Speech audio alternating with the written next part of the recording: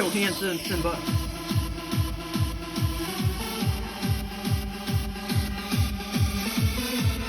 Simba.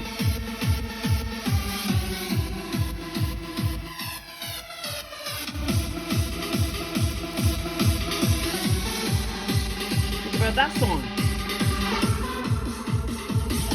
You guys got fleas again. Gonna shave your ass.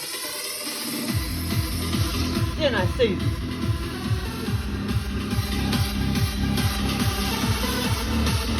Cut star.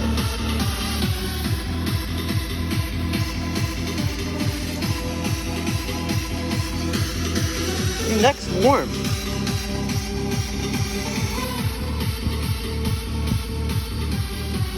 He likes to crawl under blankets and shit, don't you?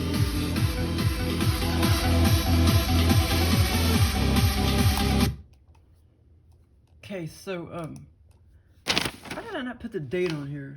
This was like a month ago, but it was really fun. I had a lot lately. Some kind of personal. But anyway, yeah, this one was out of... Okay, I'm getting cold, man. Simby, you're gonna have to move, because I'm getting cold, baby. I'm getting cold. Got this callus on my knee, because I leaned down, I put the litter outside, but... gotta put some shea butter on it. So I got this callus. Well, if I keep leaning down on the damn carpet, putting the litter out there, finally shave my legs. Because I'm lazy, I normally just shave to there. And then in about 10 days or 14 days, I'll shave my whole leg. But, okay, come here, Simby. Come here, it's getting cold, man. Well, I have a heater on 67. It's 68 in here, but the heater is on 67. So then if it drops to 67, then after about 30 minutes it'll come on, or an hour or whatever. I don't know why. If you have it on 68 and it goes to 67, it should come on immediately, but it sits there and waits an hour and then it comes on. It's retarded. Thermostat is a retard, isn't it, Simby? Yes, it is. But I'll talk about the one I had this morning. This morning, well, it was fun, but I'll try to hurry. I don't know who the hell these people were, though. I remember now. It was, why was I the only, like, woman on this tour? I was the only woman on this tour. But we were in an airport, and we were about to go to Germany. And plane had been delayed, and it was like me and like 4 or 5 other guys, and then the tour guide was a man. Okay, yeah, see, god dang it.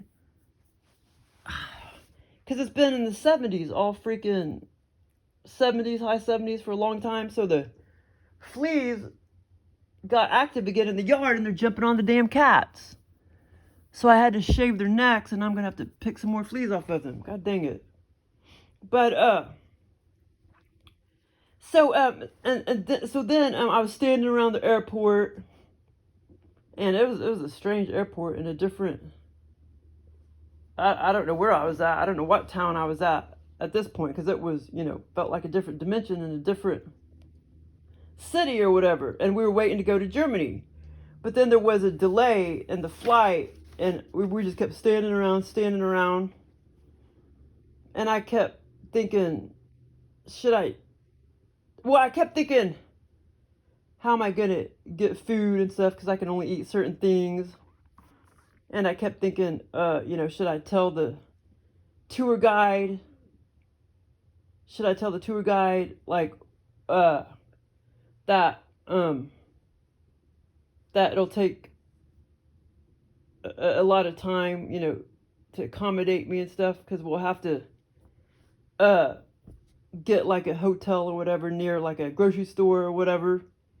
And I was just thinking, should I tell him now or later? Okay, so then eventually, But we were waiting around this airport for a long time.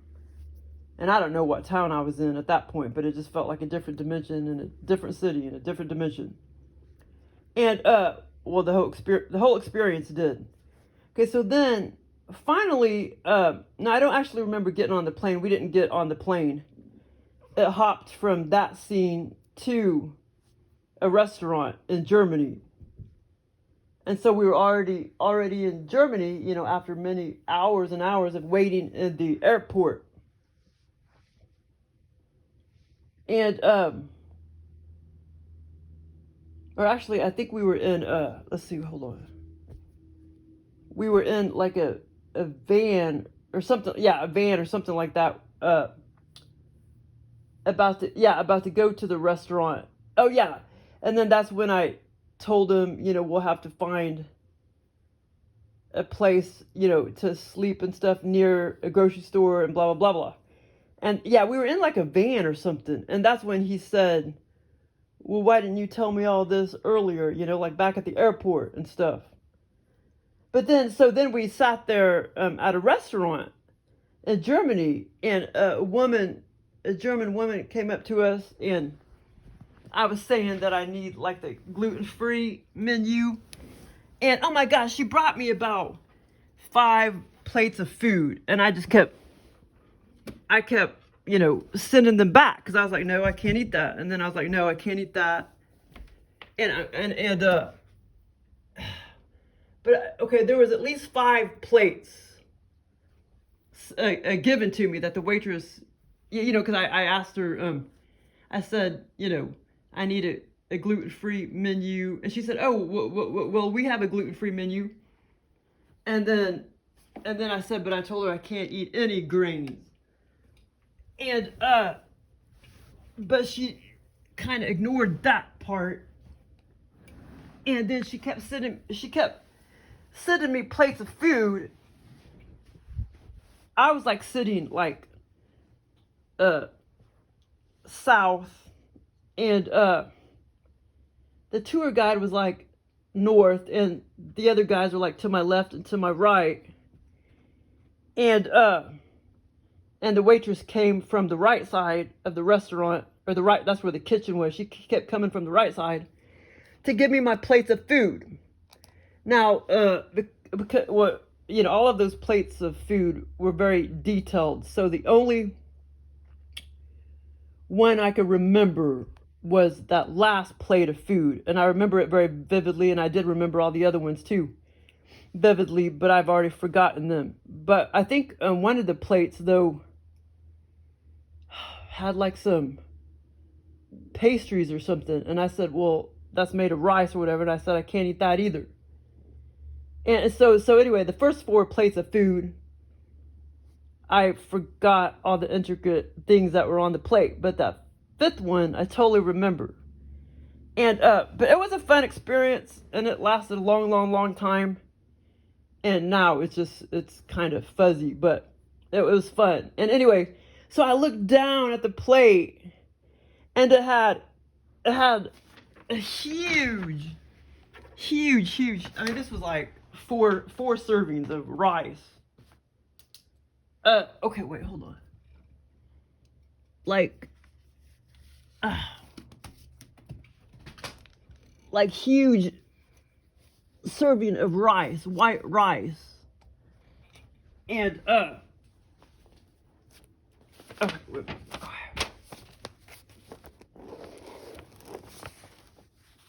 But yeah, it felt like Germany. But the woman, she spoke English, but kind of had an accent. But here's the restaurant, and then, you know, I was like sitting like right there. And then the tour guide, and then the other guys right here and right there. And then the waitress came from over here. That's where the kitchen was, and kept bringing me plates of food. But yeah, it was an awesome experience. I mean, it totally felt like a different dimension and everything. And so, so when she brought me that 5th plate of food, and it might come back to me, all those other intricate stuff that she sent me, or that she served me. But okay, so here's the plate. And then there's just like this huge, I mean, it was like 4 or 5 servings of rice, big, huge portion of rice. And then there was like a small, teeny tiny, like a couple, maybe even 1 tablespoon, 1 or 2 tablespoons of lentils. These were lentils, but it was just like 1 or 2 tablespoons. And a big, huge portion of rice right here. And then there was like a huge, no. I mean, there was a small portion of, it was like red kidney beans, but they were like a little smaller than the big kidney beans. They were a little bit smaller. And this was like a couple tablespoons, too, of small kidney beans. And I believe there was something over here, and now I can't remember what it was. Because there was one thing on the plate. Oh, what was it? God damn it. See, I've been getting nothing but shitty experiences that I can't remember. When more and more hours go by, then I just start forgetting everything. Yeah, over here was something that I could eat. And as far as I remember, oh, I remember what it was. It was mashed potatoes. Mashed potatoes. And I was looking at my plate, and I was like, well, there's one thing I can eat, the mashed potatoes. So I knew I could eat the mashed potatoes, but the lentils and the beans I knew I couldn't eat. Well, the lentils I wasn't sure about, but I wasn't about to try them because I knew they were legume, and I knew I was allergic to legumes. And I knew I'm allergic to rice, but I knew I could eat the mashed potatoes. But like I said, there was 4 other plates of food with all, intricate little stuff on there, food items, and I didn't think I'd be able to, I didn't think I'd forget it, but, because I remembered all that when I woke up, but I forgot it all now, except for the last plate of food. And I was just looking at it, and I'm like, well, at least there's one thing that would maybe fill me up, and that was the mashed potatoes. And there wasn't any gravy or anything, so I knew I could eat the mashed potatoes. But we sat at the restaurant for a long time, and it was fun, man. And so that was in Germany. And then I had this other experience where I went to it was called like Waverly, Alabama. We were driving through Waverly, Alabama, but we were on our way to Texas. And it was just kind of funny. I know Joel was copying off of when my sister had that accident in the car, and not long ago in real life. And so the scenario, it was kind of like, I was thinking, shit, is my sister going to get in trouble again for flooding out, or, her SUV? But anyway, so basically we were, and my aunt Terry, now that's not the first time. They put my Aunt Terry in scenarios a lot. And she's like an aunt that I, didn't really, see very much or very often. I mean, I know her well. Oh, I did just see her recently, a couple years ago during COVID. But, yeah, so anyway, so, okay, what was I going to say? So basically we were driving. That's Simba making mating calls. He's making little mating whimpers because he wants to mate with Goldie. Oh, and I'll use this other one. But yeah, so basically, and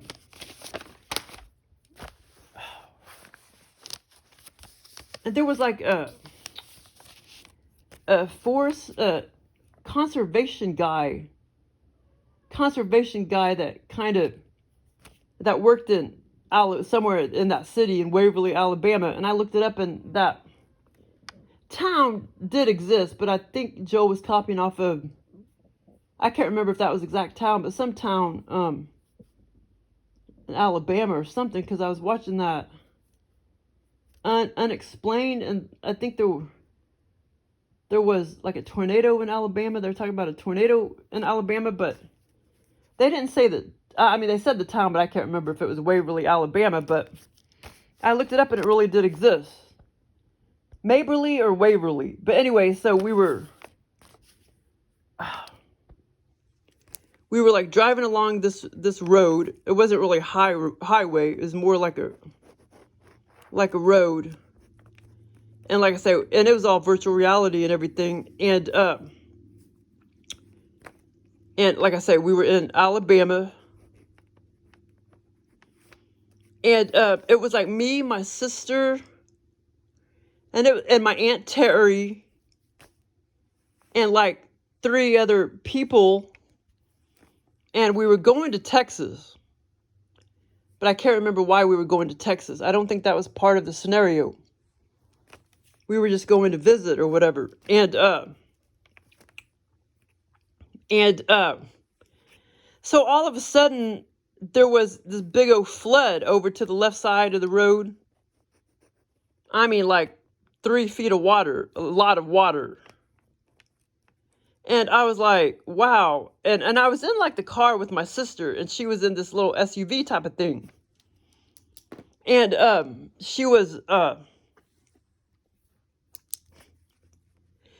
she was driving, and I was looking at the water, and I'm like, are you really going to try to drive through that?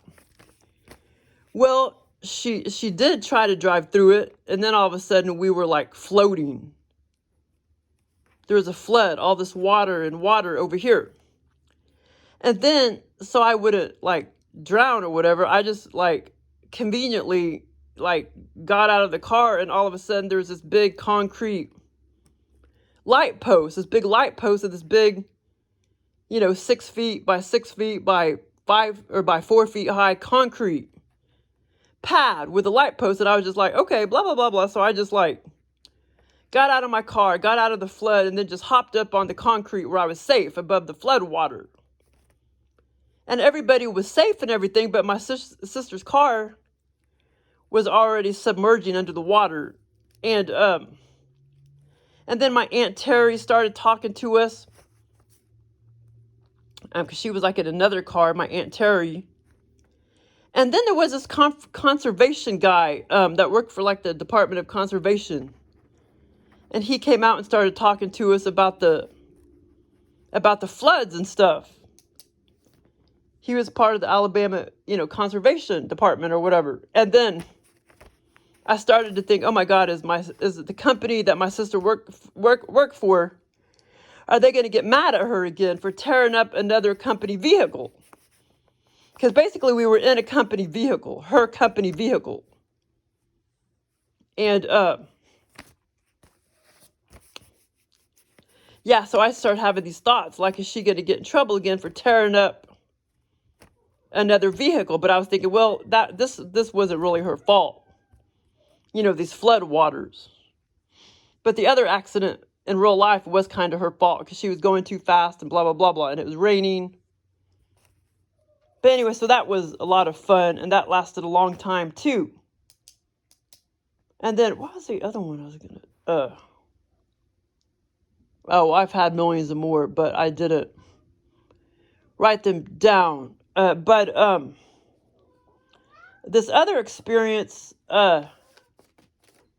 Well, it was one of those experiences where the bad aliens get to my dream state. And I mean, I don't know, maybe Joel changes personality when my mental state changes.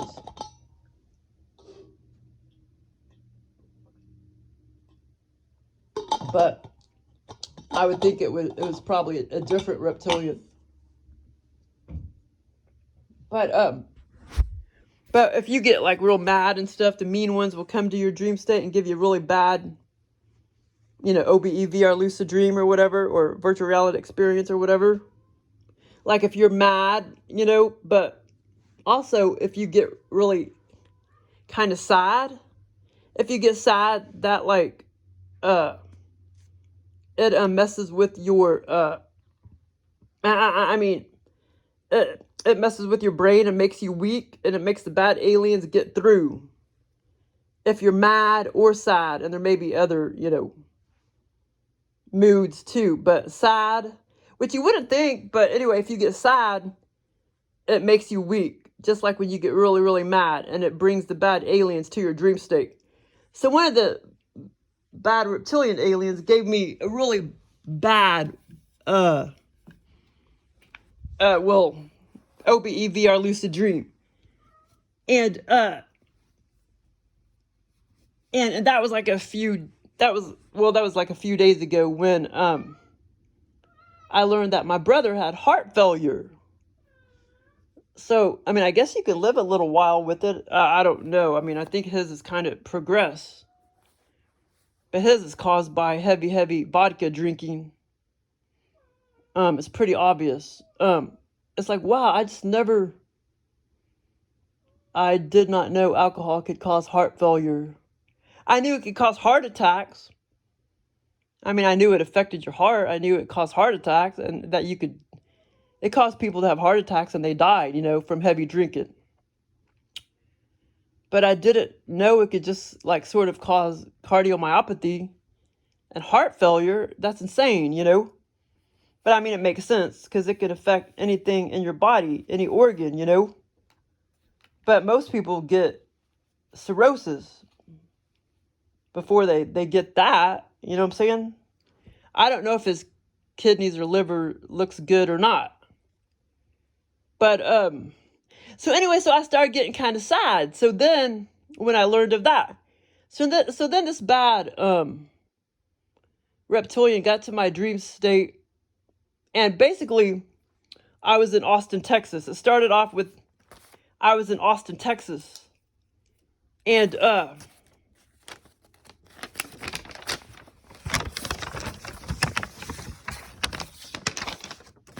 yeah, I've been having lots of good sexual ones too. Romance, OBEVR lucid dreams, but those are too personal to talk about, but they were fun. So basically,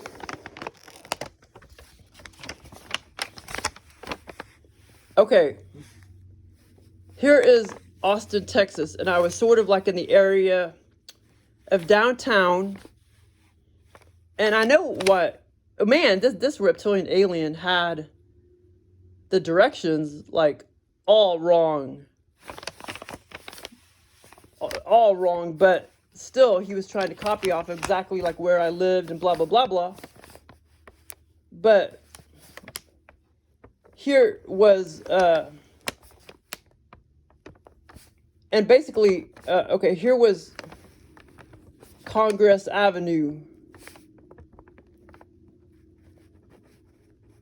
There was like Congress and Bannister, Congress Avenue, and like the street post was right here, and I looked up at it, and it was like Congress Avenue and like Bannister Road, and over here, way down over here was where my apartment was. This is where I lived in my apartment, and when I looked up at the the street sign, I looked up at it, and then I was calling 911, and I said, this guy just shoved this woman. Oh, actually, I got the impression that it was a woman. But I really don't know deep down who it was, but I totally got the impression that it was like a woman, maybe anywhere between 60 to 70, having health ailments, but she was not dead. But anyway, I'll talk about that in a minute. But anyway, so that's where the street sign was. So when I called 911, I looked up. It's like I was in a vehicle, and I looked up at the street sign, and it said, like it was Congress and Bannister, like Road, Bannister Road. And I used to live I used to live on Bannister Road, but not Congress. But yeah, the alien just kind of got it all wrong, but he did pretty good. And over here, here's Congress, and it was an overpass. This is an overpass. In real life, that is not the overpass. In real life, in Austin, the overpass was Bannister Road. But anyway, he got it all wrong. But in the scenario, Congress was an overpass. You get what I'm saying? And actually, when I lived there, there was a guy that I think committed suicide on a motorcycle and went overboard. And that could be what that alien was trying to copy off of in my brain, because I remember that happening. I heard about it, after a day later, after I woke up and everything, and I heard that happen, 3 o'clock in the morning or something like that. But anyway, so it started out, I was just like coming from my apartment, in a car, and my apartment was much, kind of farther down. So I was just driving along, and all of a sudden, over this direction, I don't know where the hell this stupid fuck guy, evil fucking motherfucker, he looked about 40, with short brown hair. So like I said, this was all Austin, Texas.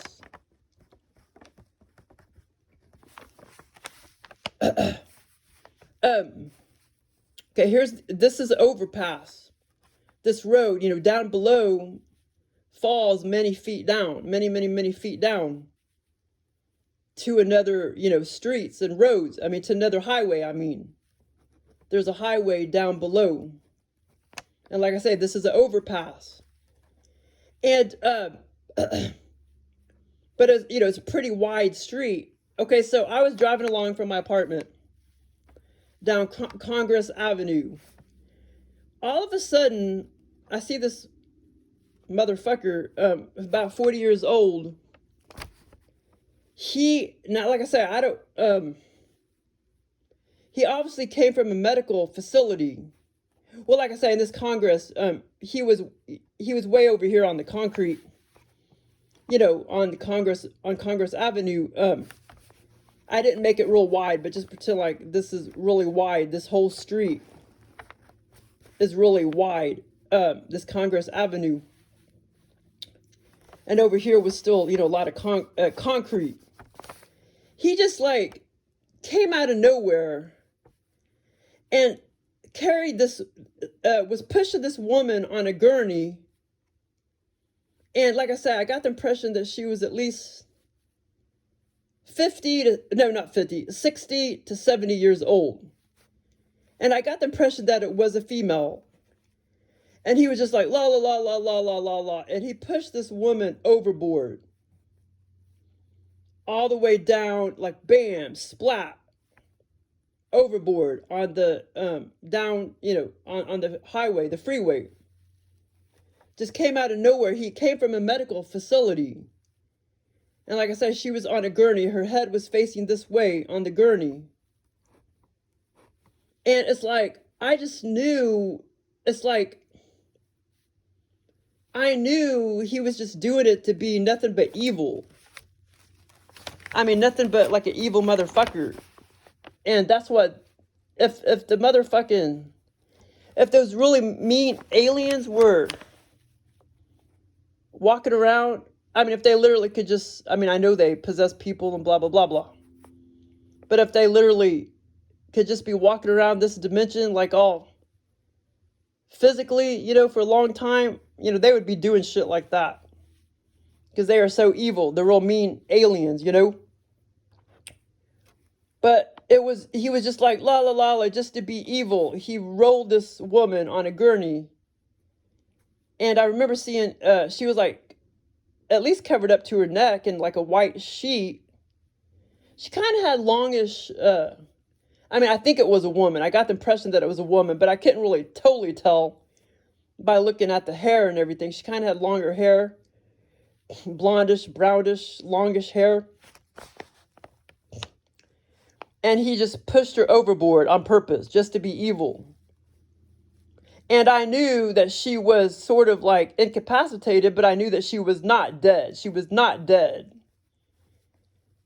She was just sickly or whatever, but she was not dead. Of course, now she's dead after he came from over here and pushed her overboard. Okay, so then, as I looked over here and saw all that, I got out my cell phone in the car and I looked up at the streets. I called 911 and I looked up at the streets. The woman answered, and it was very clear what she said and everything. Very, very clear. The woman was like, "Can I help you?" and blah, blah, blah, blah. And I said, "Yeah, this guy just pushed this woman overboard." And that's all I said. I said, "This guy just pushed this woman overboard on," and I told her, I said, I looked up and I said, "I'm at Congress and Bannister." And I said, "This guy just came and pushed this woman overboard," because I knew she would be able to read between the lines and knew what I was talking about. And I cocked my head up and I saw that it was Congress and Bannister. So I told her where I was at. And so then I didn't want anybody to see that I called the cops. So I sort of hurried and drove back to my apartment. And then eventually I kind of was driving back because I was waiting to see when the stupid fucking ambulance would come. And a whole bunch of time passed by. And I still never saw the ambulance come, down below. And so by that time, a lot of people finally I got out of my car and I was trying to be all incognito because I didn't really want people to know that I called the cops. And so I was standing here looking down below. And by this time, there was about 20 people standing around looking at this poor dead lady. And she was just, I think it was a woman anyway. But the alien wanted me to, at least the aliens, programmed me to think it was a woman, even though I couldn't really tell 100%. But I knew somehow that it was a woman. And there was another wall over here down below. And like I say, about 20 people standing around waiting for the ambulance to come. And as I looked down there, like I say, she kind of landed up against this wall on the freeway. No other cars had ran over her or anything, but from the fall, it damaged her very badly. And it was, it wasn't as gory as you would see in really, really, really, really, really bad movies.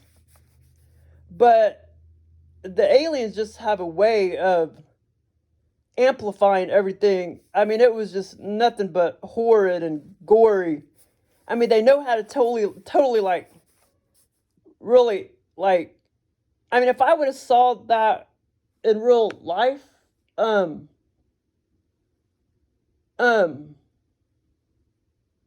I did see something bad in real life in Austin, Texas.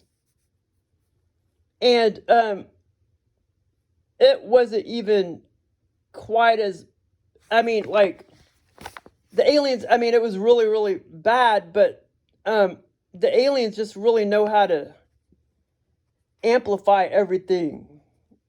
So it even feels even a million times worse under the altered dream state, if you know what I mean. It was still pretty bad, in 3D when you see something like that. But it's a million times worse seeing it in altered dream state. I know it's kind of weird, but the aliens know how to do that. Just really hurt your soul and everything. You know what I'm saying? So anyway, so she was dead now, believe you me, but she was not dead when he rolled her, dumped her over the edge, dumped her overboard. She was not dead. Of course, after she hit the concrete, she was dead. But, so she was just kind of laying there. And to me, it was super duper duper gory in this altered dream state. But like I say, in a movie or something, that wouldn't even have been that bad. You know what I mean? But so she was just kind of laying strung out over here. And there was a lot of blood, but it seemed like it had turned kind of purplish. Kind of purplish, pinkish. Kind of like, I don't know, medium purplish to pinkish, because it was kind of like it had gotten old, because it was taking the ambulance so long to get there to pick her up. It had gotten so old, the blood, so it had turned like a darker purplish pinkish color. And two, for whatever reason, I don't know why the aliens, I don't know. But anyway, the blood kind of turned gel-like. But anyway, yeah, and so then, and like I say, and then I just, well, after I went back to my apartment once, I wanted to sneak out again to see if the ambulance came yet. And so basically that was the end of the scenario. After I started looking down and looking at 20 people, they were all distraught and everything, you know, like waiting for the ambulance to come and blah, blah, blah, blah. And basically that was the end of the experience after I, you know, saw all the people standing there all distraught. But yeah, if you get really mad or really sad, they will be fucking with you bad. The mean aliens. But this other experience, and I don't watch gory stuff. I don't watch gory movies and stuff. It does nothing for me. You know what I mean? But I mean, if you think about it, that really wasn't all that bad compared to you know what these, you know, human motherfuckers do, you know, in movies and stuff. I mean, they're a million times worse than what these aliens, these directors and producers or whatever of Hollywood movies, they're a million times worse than what these aliens do. But the aliens just know how to just really weird, like amplify everything. So it really just like, you know, shocks you or whatever, you know? Okay, so anyway, so this other experience, like I said, this was about a month ago, but it was so fun. Okay, so basically I was at a paid clinical research study facility, and this was a paid facility. I mean, this was a study that I did that didn't involve any blood draws, and that's why I wanted to do it, because I knew I was allergic to needles. And so I knew I wanted to do a paid clinical study without any blood draws. Okay, it was supposed to be 14 days long, but you were allowed to quit or leave any day. And so finally I got cabin fever and got bored, and I left at the 7-day mark. I mean, I tried to leave, but I got caught by this light-skinned black woman. But anyway, okay, it was a big facility. Okay, so eventually, okay, hold on. Eventually, I was up in the dorm room for women. And this smallest room, it was like 8 of us. We were all in this small room of like 8 people. And I used to do some of these studies, so that's why Joel copied off of this. I mean, off of those studies that I used to do in real life. And I've had many scenarios like this in paid research facilities. Okay, so eventually I was up in the dorm. Well, I did some things before that, but I'll get to that in a minute. So eventually I was up in the dorm room full of nothing but women in the smallest room, and it was like 8 of us in there. All people were, hold on. Oh yeah, and the people were like saying my name and saying, oh, she likes cats, etc., etc. And we were just all talking and conversing forever and ever. And as far as I remember, there were a couple cats running around. They were like the facility cats. We talked about what we like to do in our free time, about college, etc., etc. And at one point, I was thinking I wanted to sleep, and I was thinking, how am I going to get it quiet in here? And eventually, I closed the door, and it was quiet, and I laid down because it was kind of loud and everything, because people were talking, and I wanted to take a nap. So eventually, I closed the door, and it did quiet down a little bit, and I lay down to take a nap. And at this time, there was still a couple other women with me in my dorm room. Okay, but anyway, I was, like I said, I was at this paid clinical research study that was supposed to last 14 days. And we could leave any time, apparently, but I didn't know that till later. And like I say, this was a paid clinical, paid research study where it didn't involve any blood draws. Okay, so anyway, hold on. Apparently, at some point, they were going to give us a pill or something, but that never did happen. So basically, they were going to give us a pill, but it didn't involve any blood draws, which is kind of stupid because normally it would.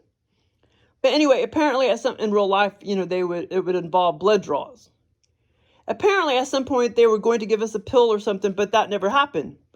And I knew to do the study since there were no blood draws involved. I knew it would be easy money. Okay, so I saw this funny, bizarre area of the facility at the beginning of the facility and at the end. Now, this happened before I got up into the dorm room.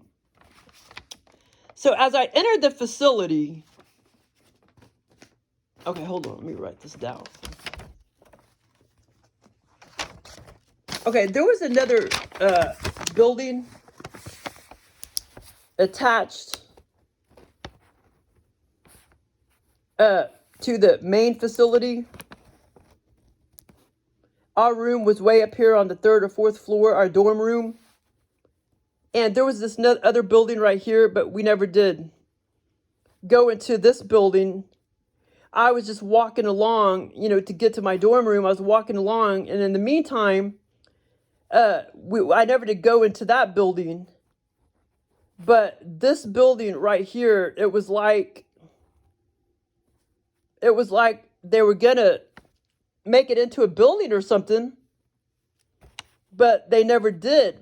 And it was just nothing but grass and moss. It was really dark in here because there was no sunshine that got through. So it was nothing but this gross, mossy shit. It was like, imagine just making a building on top of grass and not putting any concrete down, or don't put any flooring down.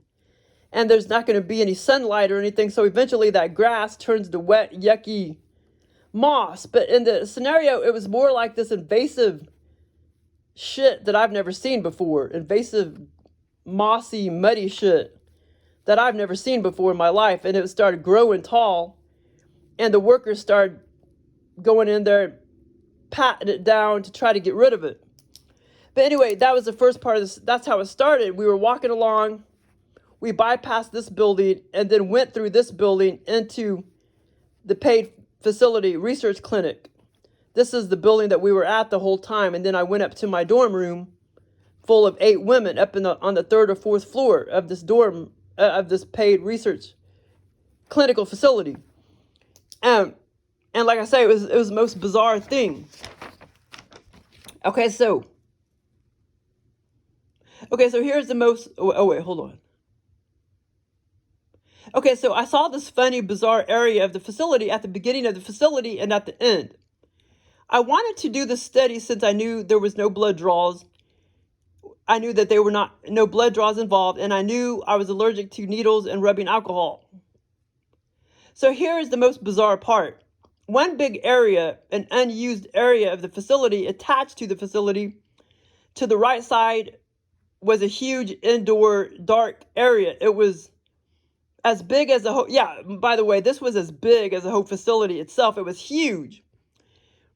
There was this invasive mud, dirt, grass, wet moss growing, and it was all over the ground, all over the floor, basically, but there was no floor. It was just ground.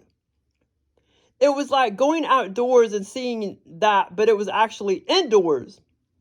Like, almost like what you would see on the bottom of a cave or something. Like, there was no floor. It was all ground. It was the ground, basically, except it was indoors. It was all enclosed. It was like the builders forgot to actually, make that into a building or something. It was not, by the way, it was not, that area was not completely flat. It was an incline. It was like, it was not completely flat. There was slight molehills, slight incline to the whole area. When I was overlooking it, it went from, kind of like that.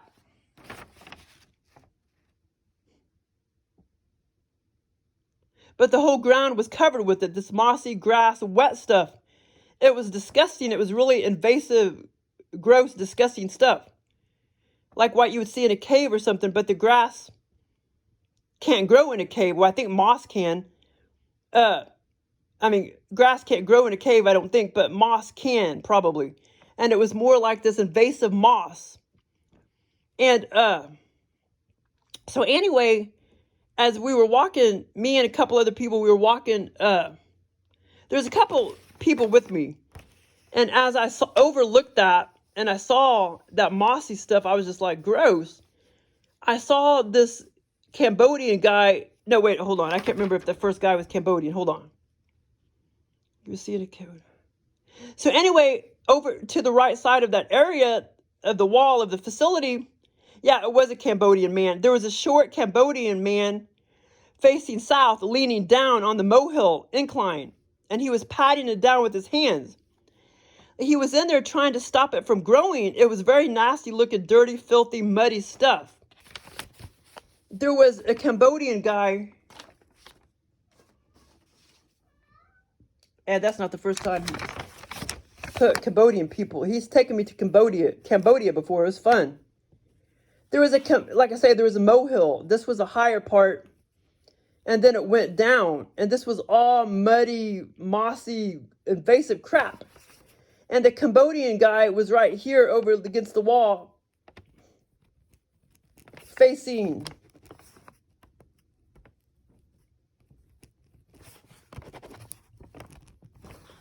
south, leaning down, patting it down. He was trying to pat it down to get rid of it. And they never could stop it from growing. And then, like I said, that was the beginning of the scenario. As I bypassed this building that was part of this building, but we never did do anything in that building. We walked through this mossy, gross, dark, eerie area to get up into the normal facility and to our dorm room on the 3rd or 4th floor. Okay, so, oh, here, I'll show you what it kind of looked like. I probably can't find anything exactly.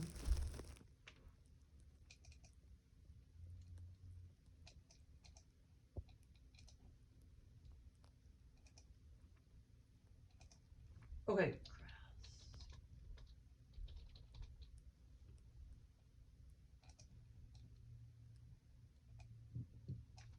Let's see. Mud picks. Yeah, it was just gross. Well, kind of like this, but even grosser and worse. It's kind of like that,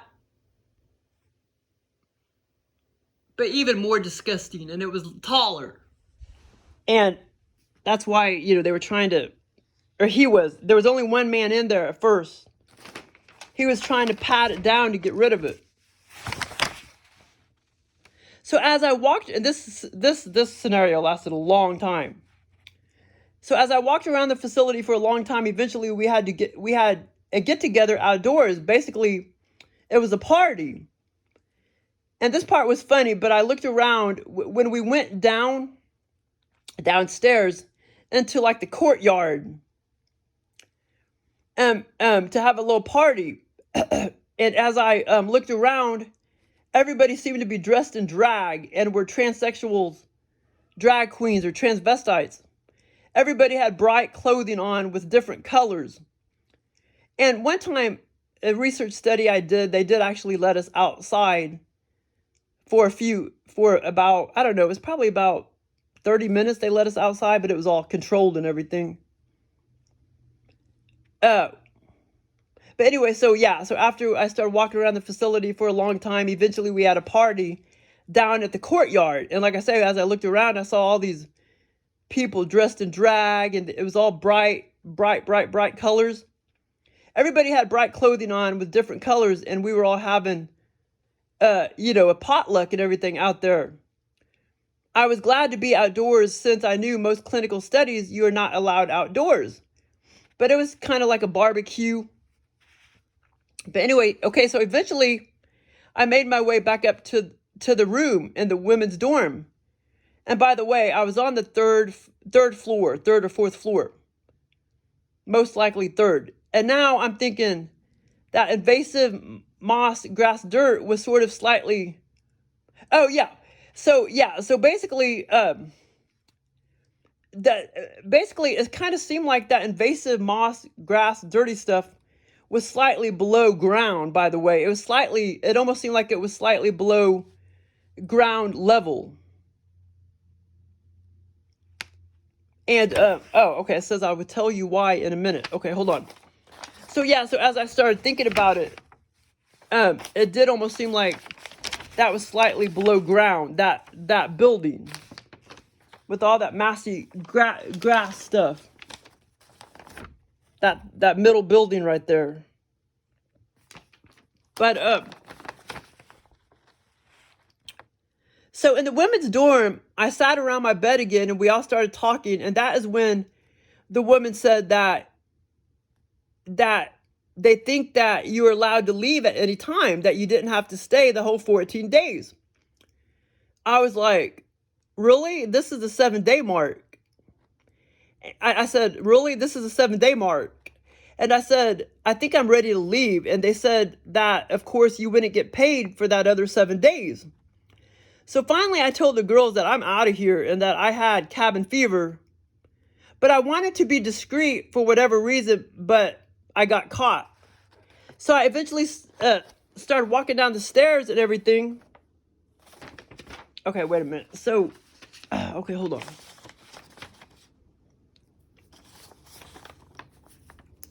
Okay, so at this time, here's the dorm.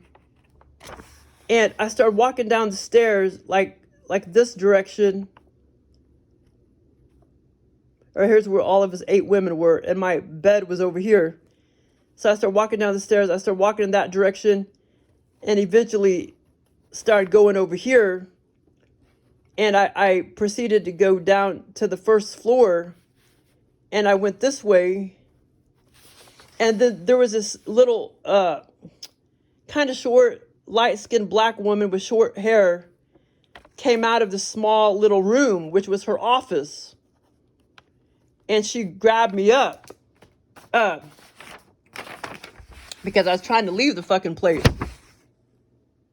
Okay, so anyway, okay, hold on. So I told the girl. Okay, and then the rest of the part, why did I say that? I'll tell you a lot better. Why in a minute. Most likely there. Oh, but anyway, yeah, like I say, it was slightly underground. That I'll tell you in a minute. It was slightly underground. Not big time underground, just a little bit underground. But so I still remember all of it, even though I didn't write the last part down because I knew I wouldn't forget it. So as the woman, okay, hold on, where did I write that down at? So as the black woman grabbed me up as I was trying to leave the facility, she's like, well, come in here. And she started getting her calculator out. Oh, thank God it's coming back to me. She started getting her calculator out and she's like, okay, you were here for 7 days. She said, you get paid a penny per second, blah, blah, blah, blah. So she added that up.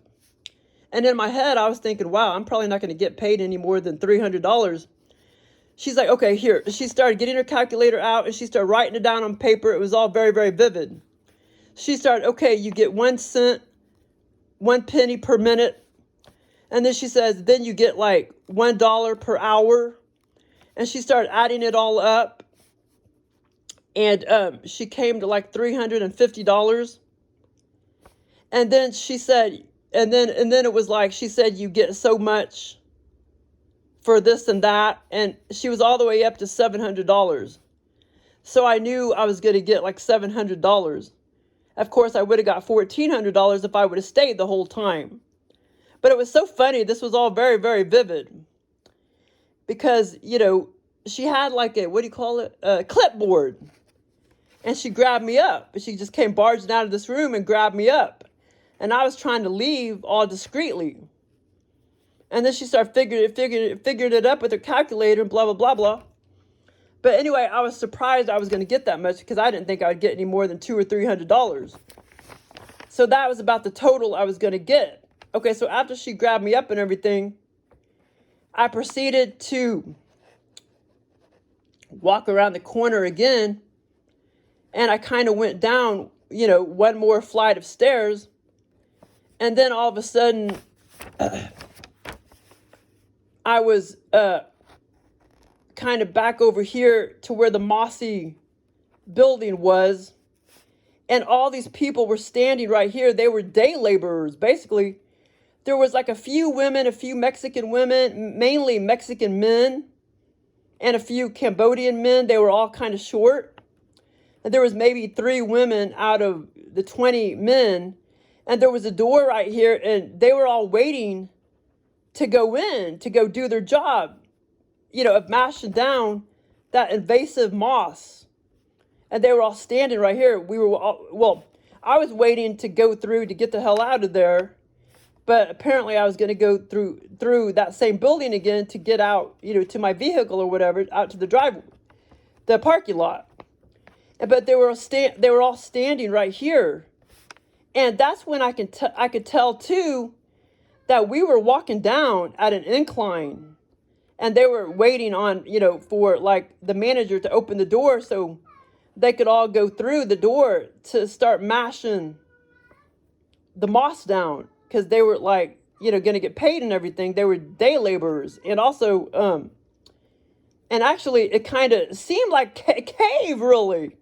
That's basically, but it wasn't. It actually seemed like, it was like as dark as like a cave, but not pitch black. But yeah, it almost kind of seemed like a cave or something, but it wasn't. It was just a building. It was just this grotesque building with all this moss, invasive moss. But anyway, it was a fun experience. But anyway, like I say, there was a couple of cats that were the facility cats roaming around. And as far as I remember, one of them looked like Truman. But anyway, it was a fun experience. Well, thanks for listening.